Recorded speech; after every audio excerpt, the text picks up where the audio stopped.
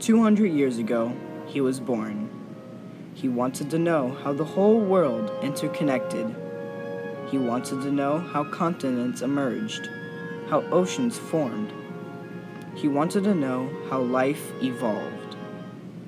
Over 150 years ago, it was published and changed the world as we now see it. But others might have disagreed with those changes. One man, on one voyage, changed the way we see ourselves. He was Charles Darwin, the man that changed our beliefs and changed the world.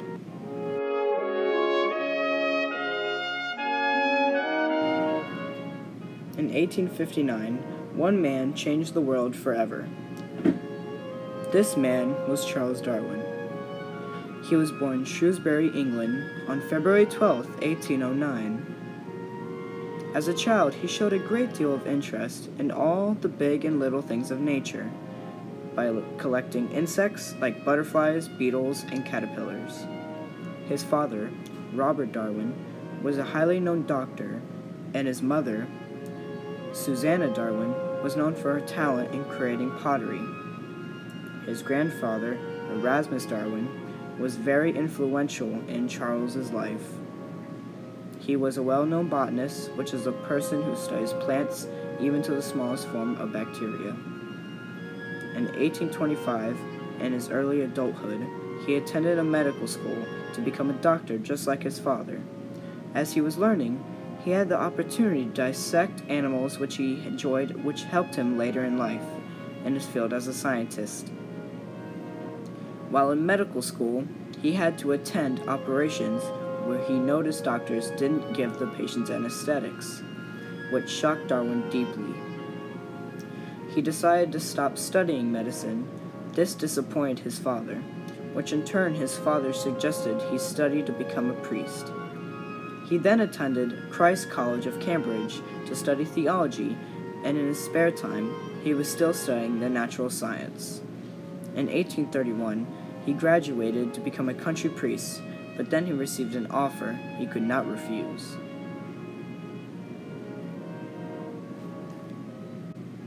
The Royal Navy gave Robert Fitzroy the mission to map the entire coastline of South America. Because Charles had a scientific background, he was given the opportunity to board the HMS Beagle on December 27, 1831, to conduct scientific research that would change his life forever. While on the ship, he had seasickness, but as soon as he got on land, his scientist side has awoken, and has first discovered a fossilized oyster on land, which made him question, why is a marine animal on land?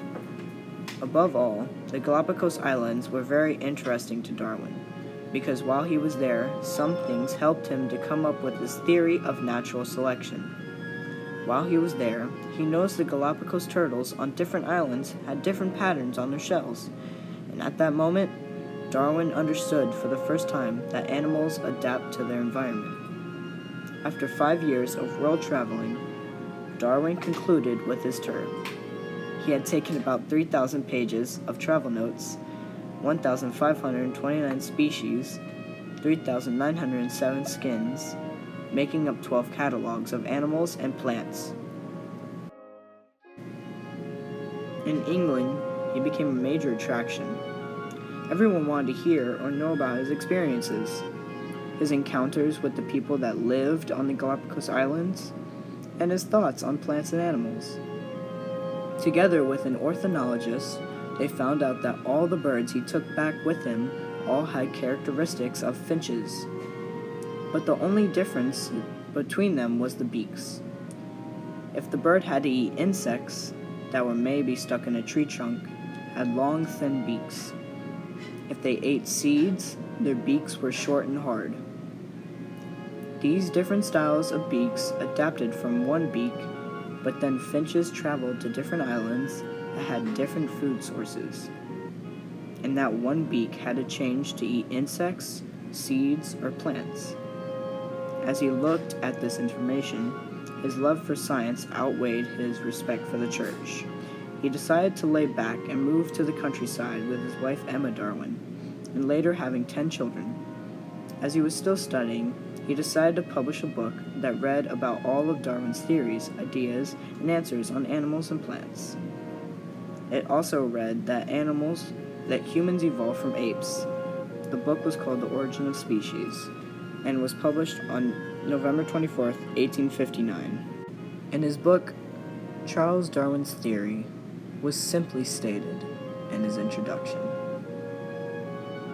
As many more individuals of each species are born than can possibly survive, and as consequently, there is a frequently reoccurring struggle for existence. It follows that any being, if it vary however slightly, in any manner profitable to itself, under the complex of sometimes varying conditions of life, will have a better chance of surviving, and thus be naturally selected. From the strong principle of inheritance, any selected variety will tend to propagate its new and modified form. Darwin avoided the then controversial word evolution throughout his book, so at the end he concluded with, "Thus, from the war of nature, from famine and death, the most exalted object which we are capable of conceiving, namely, the production of the higher animals, directly follows.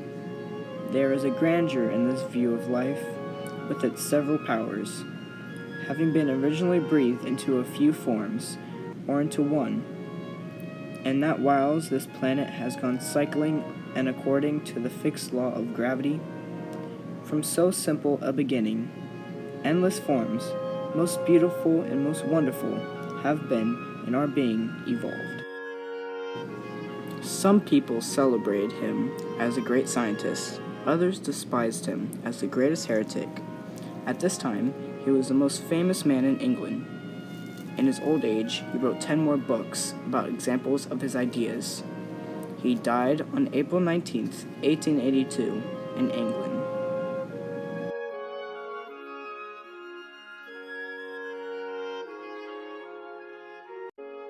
As time went on after Darwin, the church didn't find his theories to be interesting at all. They found his theories to be outrageous and crazy. They thought Darwin was trying to brainwash the people that followed the church. Darwin's theory totally went against everything that the Bible said. So the feud between Darwin's book on the origin of species and the Bible had begun to erupt. The whole compromise of all of this is still up to debate. Most people that believe in God, and most people that believe in evolution, have accepted that there is always going to be people out in the world that disagree with their beliefs.